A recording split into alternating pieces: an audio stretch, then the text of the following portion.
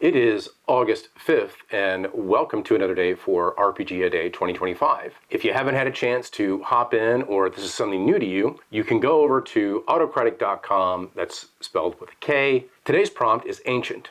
And for me, this one kind of has two things that it brings to mind for me. I've always been a fan of fantasy.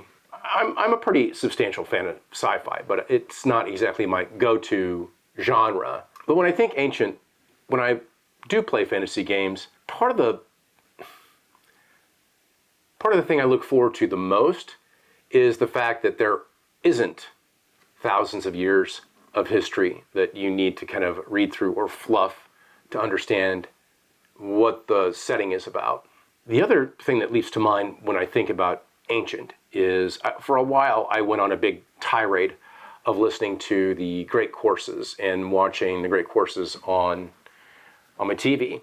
And many of those were going back and looking at a lot of the ancient cultures, from ancient China to ancient Mesopotamia, Babylon, the Greeks, the Romans, the French, the English, the Spanish, the Nordic countries, South America, Hawaii, Australia, the entire Pacific Rim area. There's so much out there in real world culture that can act as a prompt to get you to think about what ancient times were like. If you're really interested in looking at ancient, it's a good frame of reference to take.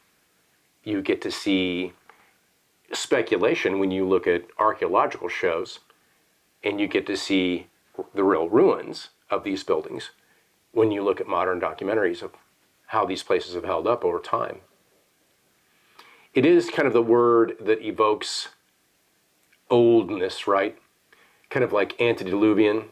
But ancient is still tangible these days. There are places you can go, probably not necessarily close to you, but even if you go out into the woods around where you live, at least far enough to get away from where you won't see a house, you can certainly feel what it must have been like to be alive when none of this is me looking out my window, when none of this was around.